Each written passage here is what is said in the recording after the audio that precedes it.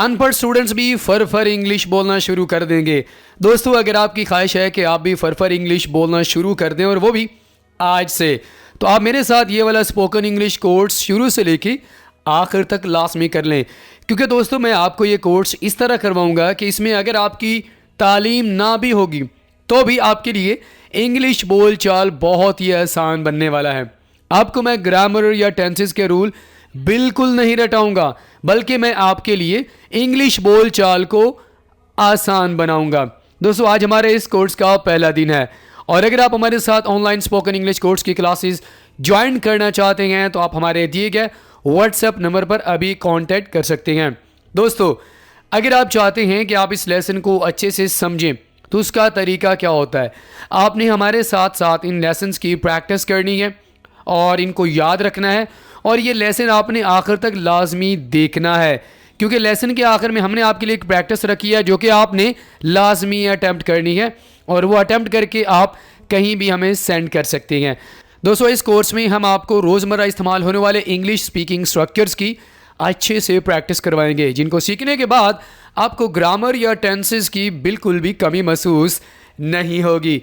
तो हमारे पास आज का सबसे पहला स्ट्रक्चर है आई वॉज बिजी वो plus ING।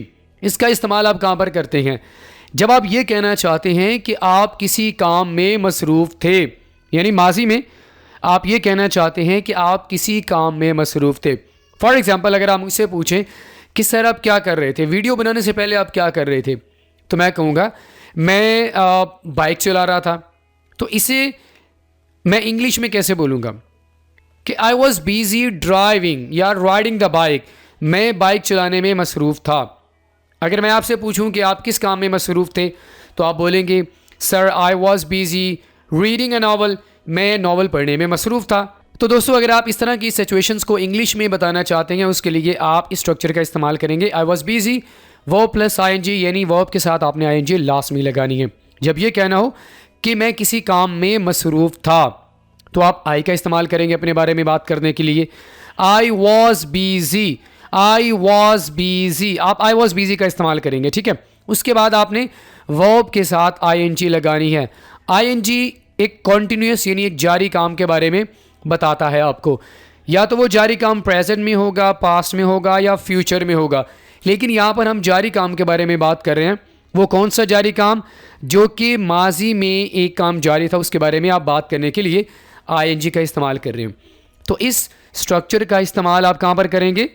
I was busy plus वो प्लस ING, जब आपने ये कहना हो कि आप किसी काम में मसरूफ़ थे, कर रहे थे।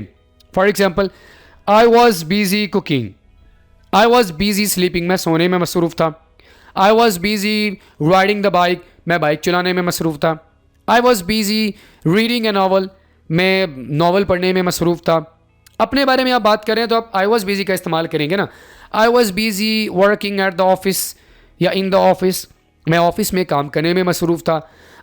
आई was busy writing a letter, मैं ख़त लिखने में मसरूफ़ था। तो जिस काम को करने में आप मसरूफ़ थे, ठीक है, जारी काम, उसके लिए आप स्ट्रक्चर का इस्तेमाल करेंगे।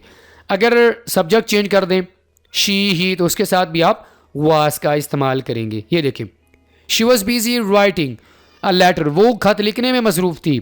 ही वॉज बिजी टीचिंग इंग्लिश, वो इंग्लिश पढ़ाने में मसरूफ़ था। तो दोस्तों, आपको मेरी बात समझ आ गई है कि इस स्ट्रक्चर का इस्तेमाल आपने कहाँ पर करना है? जब आपने ये कहना हो कि आप किस काम में मसरूफ़ थे। अगर आप अपने बारे में बात करेंगे तो आई वॉज बिजी। अगर आप किसी थर्ड पर्सन के बारे में बात करेंगे तो आप ही और शी का इस्तेमाल करेंगे। She was busy, he was busy teaching English, I was busy recording the video, मैं वीडियो को रिकॉर्ड करने में मसरूफ़ था। तो समझ आ गया किस तरह हम पॉजिटिव फ़िक्रात बनाएंगे। ओके, अगर आप इनकार करना चाहते हैं कि आप मसरूफ़ नहीं थे, सिंपली आपने नॉट का इस्तेमाल करना है। बहुत ही सिंपल सा फार्मूला ये देखिए, I was not busy cooking, मैं खाना पकाने में मसरूफ़ नहीं थी। I was not busy working, मैं काम करने में मसरूफ़ नहीं था। She was not busy writing, वो लिखने में मसरूफ़ नहीं थी। He was not busy teaching English, वो इंग्लिश पढ़ाने में मसरूफ़ नहीं था। ये बहुत आसान है, आपने बस वाज यानी हेल्पिंग वर्ब के बाद आपने नॉट लगाना है, तो सेंटेंस आपके पास बन जाएगा। ओके, अगर आप सवाल करना चाहते हैं तो आप वाज को शुरू में लेके आएंगे। Was I busy plus verb plus ING. याद रखिएगा दोस्तों, सवालिया बनाने का एक सिंपल सा फॉर्मूला है कि आप सेंटेंस के अंदर जो हेल्पिंग वर्ब यूज़ हो रहा होता है उसे आप शुरू में यूज़ करेंगे। वाज आई बिजी कुकिंग, क्या मैं खाना पकाने में मसरूफ़ थी। वाज शी बिजी वर्किंग, क्या वो काम करने में मसरूफ़ थी।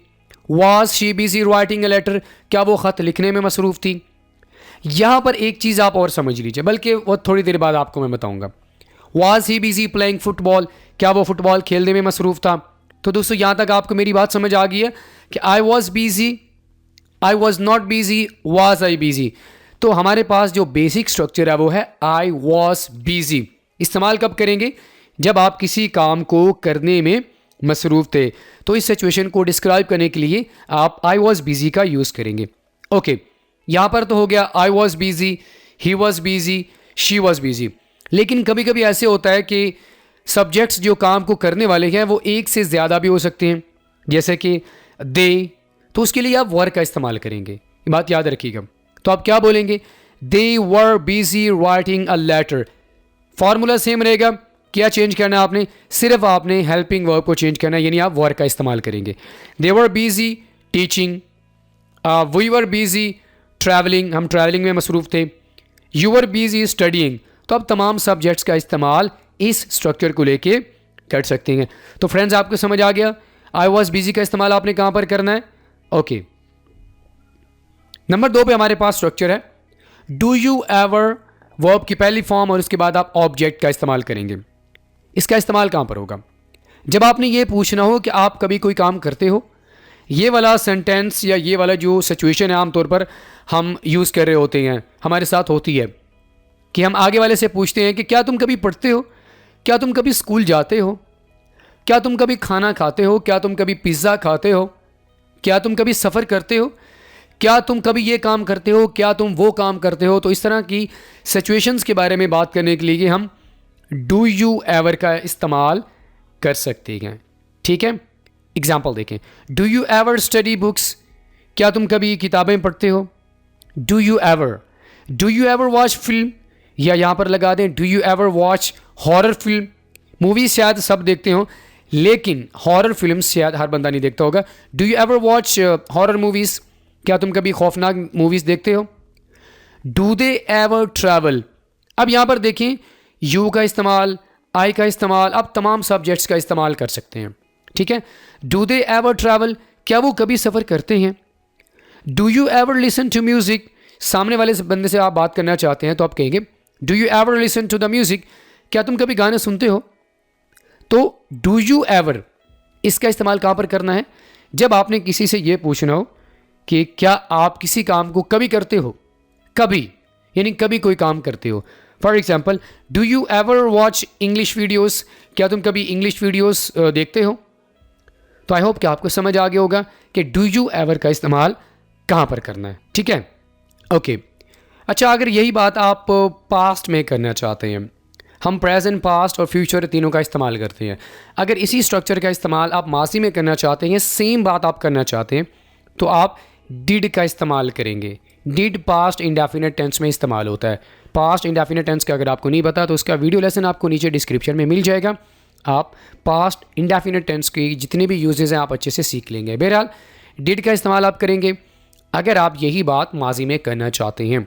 आप पूछना चाहते हैं कि आप कभी कोई काम करते थे, कभी तुमने कभी ये काम किया, क्या कभी तुमने पढ़ा, क्या कभी तुम स्कूल गए। देखो बात वही है, सिर्फ जो अंदाज़े बयां है या जो सिचुएशन है, जो टेंस है वो चेंज हो रहा है। पहले क्या था, क्या तुम कभी पढ़ते हो, अब क्या है, क्या तुमने कभी कोई काम किया, क्या तुमने कभी सफ़र किया, क्या तुमने कभी हॉरर मूवीज़ देखी, क्या तुमने कभी गाना सुना। बात थोड़ी सी चेंज हो रही है। ठीक है, प्रेजेंट टू पास्ट कन्वर्ट हो रहा है ये। डिड यू एवर स्टडी, अब यहाँ पर आपके माइंड में क्वेश्चन होगा सर पास्ट है तो स्टडीड होना चाहिए। गलत, वो इसलिए कि डिड ऑलरेडी सेकंड फॉर्म है, डू डिड सेकंड फॉर्म है ना, तो इसके साथ आप कभी भी सेकंड फॉर्म का यूज़ नहीं करेंगे। Simple, did you ever study, क्या तुमने कभी पढ़ा। Did you ever watch movies, क्या तुमने कभी मूवीज़ देखी। Did you ever travel to Dubai, क्या तुम कभी दुबई गए। यहाँ पर आप ट्रैवल के सामने लगा दें। Did you ever travel to Lahore, क्या तुम कभी तुमने लाहौर सफ़र किया। Did you ever listen to the music, क्या तुमने कभी गाने सुने। दोस्तों यहाँ पर आप तमाम सब्जेक्ट्स का इस्तेमाल कर सकती हैं। Did you ever, did they ever, did I ever, अपने बारे में बात करनी है तो आप आई सब्जेक्ट का यूज़ करेंगे। Did we ever, did they ever.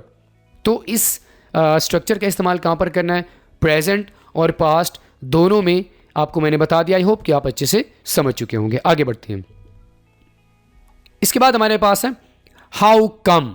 How come के साथ आप सब्जेक्ट और वर्ब का इस्तेमाल कर सकते हैं। इसका इस्तेमाल कहाँ पर होगा ये भी देख लेते हैं।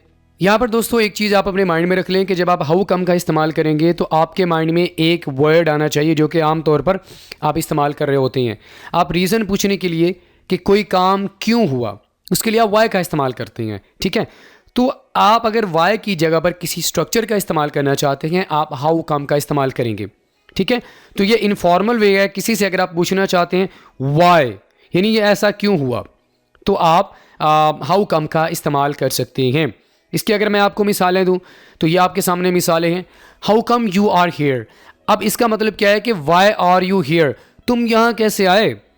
आप ये समझें कि यहाँ पर है Y are you here.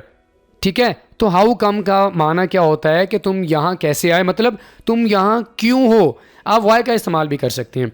How come you are sad, मतलब क्या है कि वाई आर यू सैड, तुम उदास कैसे हो, तुम उदास क्यों हो। ठीक है, how come you are late, इसका मतलब क्या हुआ जी, आप इस लेसन को अच्छे से समझ रहे हैं। How come you are late का माना होता है वाई आर यू लेट, आप देर से कैसे आ गए। How come he is upset. तो दोस्तों हाउ कम का इस्तेमाल कहाँ पर करना है, अपने माइंड में रखें स्ट्रक्चर को। ठीक है, हाउ कम का इस्तेमाल आप करते हैं जब आप किसी से ये पूछना चाहते हैं कि कोई काम क्यों हुआ, कैसे हुआ, यानी हाउ कम को आप इस्तेमाल कर रहे हैं वाई की जगह पर। अगर आप वाई का इस्तेमाल नहीं करते तो आप हाउ कम का इस्तेमाल करते हैं। इसकी मिसाल अगर मैं आपको और दूं, how come you are not at the party, मतलब क्या हुआ कि आप पार्टी में क्यों नहीं हैं। Why are you not at the party. और मिसाल देखें, how come she does not answer her phone, इसका मतलब क्या हुआ कि वो उसके जो फ़ोन है उसका आंसर क्यों नहीं कर रही। तो हाउ कम मीन्स वाई, यानी जब आप किसी से रीज़न पूछना चाहते हैं कि भाई वाई किसी भी काम के बारे में कैसे हुआ, तो आप हाउ कम का इस्तेमाल करेंगे। क्लियर हो गया। आप इसका इस्तेमाल प्रेजेंट और पास्ट दोनों में कर सकते हैं। तो पास्ट में कैसे करेंगे आप ज़रा वो देख लेते हैं। हाउ कम सब्जेक्ट और उसके साथ आपने पास्ट वर्ब का इस्तेमाल करना है। जब आपने ये पूछना हो कि कोई काम कैसे हुआ, क्यों हुआ था, तो आप हाउ कम के साथ आप वर्ब का इस्तेमाल करेंगे। ये देखें, how come you were here, तुम यहाँ कैसे आ गए। फॉर एग्जाम्पल आप बैठे हुए हैं तो आप एक्सपेक्ट नहीं कर रहे थे कि आपका दोस्त आ जाएगा, तो अचानक से आपने उसको देखा तो आपने कहा how come you were here, तुम यहाँ कैसे आ गए थे। या इसका जो मतलब बनता है वो क्या बनता है कि वाई यू वर हियर, तुम यहाँ क्यों आए थे, कैसे हो गए। तो हैरानी में आप ये वाला पूछ रहे हैं। तो इसका बेसिक जो पर्पज़ है वो ये है कि हाउ कम की जगह पर आप किसका इस्तेमाल करते हैं, आप बेसिकली वाई का इस्तेमाल करते हैं। ठीक है, कि वाई यू वर हियर, तुम यहाँ कैसे आ गए। How come you were sad, मतलब क्या हुआ, वाई वर यू सैड, तुम उदास क्यों थे। How come you were late, how come they were upset, वो नाराज कैसे थे। इसको अगर हम और भी पास में एग्जांपल देखें तो जैसे कि how come you did not come yesterday, तुम कल क्यों नहीं आए। How come you did not come yesterday, यहाँ पर मैं पास्ट में डिड का इस्तेमाल कर रहा हूँ। तो इसका माना क्या बनता है कि Y didn't you come yesterday, तुम कल क्यों नहीं आए, आपका दोस्त आपके पास मिलने नहीं आया, तो आप कह सकते हैं Y didn't you come yesterday. तो वाई की जगह पर आप हाउ कम का इस्तेमाल कर सकते हैं, how come you didn't come yesterday. और देखिए, how come they left so early, वो इतनी जल्दी क्यों चले गए, वो इतनी जल्दी क्यों चले गए। तो आई होप फ्रेंड्स आपको अच्छे से समझ आ गया होगा। एक चीज़ बस आप अपने माइंड में याद रखिएगा और इसको आपने इम्पॉर्टेंट है कि हाउ कम का जो इस्तेमाल होता है ये इनफॉर्मल वे में होता है, वाई का इस्तेमाल फॉर्मल वे में होता है, जबकि हाउ कम का इस्तेमाल इनफॉर्मल वे में होता है। यानी आप अपने दोस्तों, फ्रेंड्स, फैमिली मेम्बर्स, इन तमाम के साथ हाउ कम का इस्तेमाल कर सकते हैं। लेकिन फॉर्मल सिचुएशंस में, यानी ऑफिस वाली जगह है, वर्किंग वाली जगह है, कोई टीचर है, कोई प्रोफेसर है, उसके साथ अगर आप बात करना चाहते हैं, एजुकेशनल प्लेसेस हैं, तो वहाँ पर आप वाई का इस्तेमाल करेंगे। फ्रेंड्स आपको समझ आ गया हाउ कम का माना क्या होता है, वाई। ठीक है, जब आप कोई रीज़न पूछना चाहते हैं कि कोई काम क्यों नहीं हुआ या कैसे हुआ। क्लियर? आगे बढ़ते हैं। लास्ट में दोस्तों हमारे पास है you had better. You had better का इस्तेमाल बहुत ज़्यादा किया जाता है, लेकिन अगर आपको पहले समझ नहीं आया तो आप इसको अच्छे से समझ लीजिए। यू हैड बेटर के साथ आप वर्ब की पहली फॉर्म का इस्तेमाल करेंगे। इसका इस्तेमाल कहाँ पर होगा? जब आपने ये कहना हो कि बेहतर है तुम ये काम कर दो, वरना, कहते हैं ना इस तरह, आप ये काम कर लो वरना अच्छा नहीं होगा, मेरे पैसे दे दो वरना अच्छा नहीं होगा। तो ये जो रिजल्ट है ना कि बाद में क्या होगा, ये आपने यहाँ पर नहीं बताना। आपने simply you had better return my money, बेहतर है कि मेरे पैसे वापस कर दो।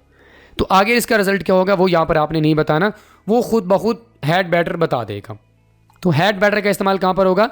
जब ये कहना हो कि बेहतर है ये काम कर दो वरना ये हो जाएगा। ये देखें, यू हैड बेटर एक्सरसाइज, बेहतर है कि तुम वर्जिश करो।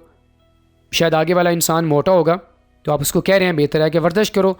इसका हैड बेटर का इस्तेमाल जब भी आप करते हैं ना तो आप आगे वाले को कोई वार्निंग दे रहे होते हैं, कोई मशवरा दे रहे होते हैं कि भाई ये काम कर लो वरना इसका रिजल्ट ये निकलेगा।